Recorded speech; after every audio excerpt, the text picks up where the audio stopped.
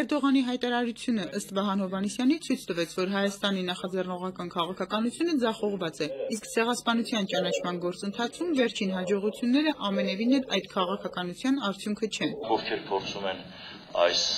որոշումների դափնեպսակը դնեն իրենց գլխին, չպետք է մոռանան, որ այս ամենին հաջողվում է հասնել Սփյուռքյան կազմակերպությունների, Դաշնակցության հայդատի գրասենյակների տարիների քրտնաջան աշխատանքով։ Եվ ուրեմն այդ աշխատանքը ես ականատես եմ եղել, թե ինչպես է դժվարացել։ Եթե կողմերը լինեն զուսպ եւ հետեւողական, դեռ կարելի է հայ-թուրքական հարաբերությունները կարգավորել, հույսը չի կտրում ԲՀԿ քարտուղար Արամ Սաֆարյանը, իսկ Էրդողանի հայտարարությունը նրան ցավ է պատճառել։ Շատ ցավում եմ, որ 21-րդ դարի Թուրքիայի վարչապետը հայ ժողովրդի հետ սկսել է խոսել ոչ թե մեր օրերին հարի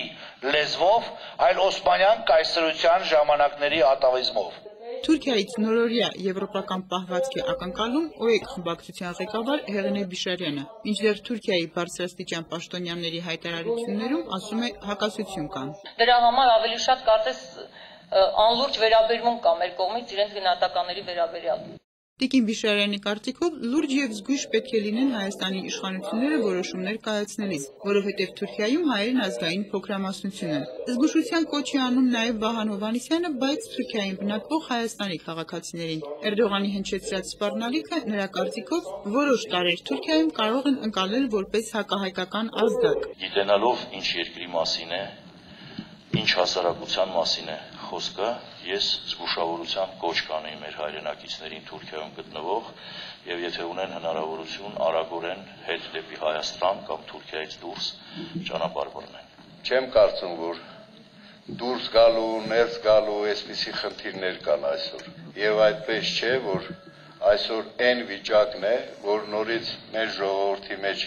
վախի սինդրոմ պիտի առաջացնենք, որ իբրև թե թուրքերը նորից արյունի հետ խաղացող այսպես միջավայր կարող են ստեղծել։ Լավատեսության հիմք Գալուստ Սահակյանին տալիս են փոփոխությունները, որ կատարվել են աշխարհում տասնամյակների ընթացքում։ Եվս մեկ փոփոխության մասին, բայց կատարված արդեն Հայաստանում անցնող շաբաթ։ Փոխվել է դոլարի փոխարժեքը։ Ինչով է ՀՀԿ փոխնախագահը բացատրում դոլար-դրամ տատանումները։ Իսկ դոլար-դրամ հարաբերություններ դա մի քիչ տնտեսագետներին հարցրեք, ոչ նրանից շատ ունեմ, ոչ էլ նրանից շատ ունեմ, որ կարողանամ հավասարակշռել։